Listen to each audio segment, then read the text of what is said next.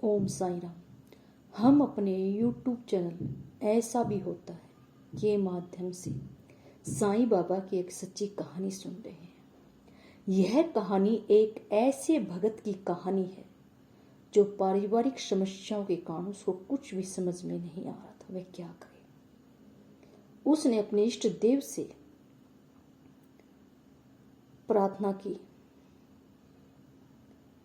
तब एक ही बात कहती थी,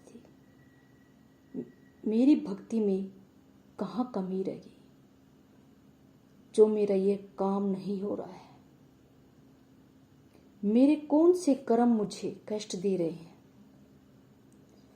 उसकी आदत थी वह दूसरों में दोष ढूंढने की बजाय खुद में ही दोष ढूंढती थी।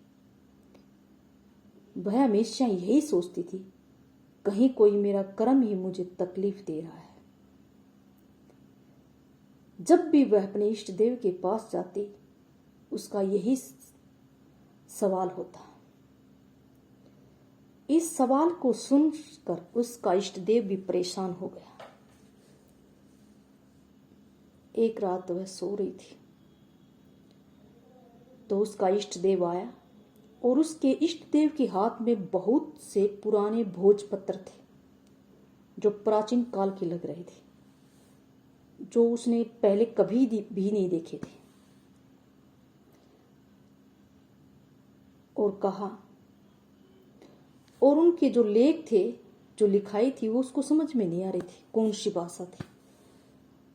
तो उस भक्त ने कहा, हे नाथ, मुझे तो कुछ भी मालूम नहीं पड़ रहा है कि इसमें क्या लिखा है, ये क्या है।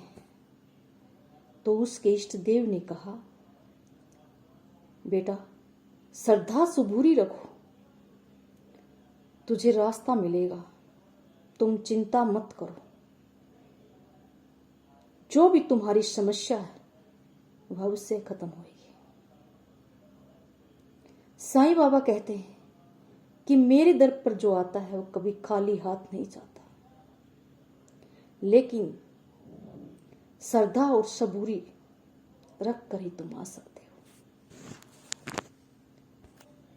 सत्य कहा गया है,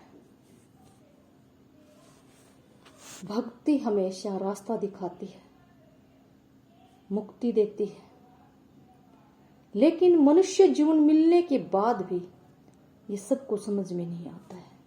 ओम साई।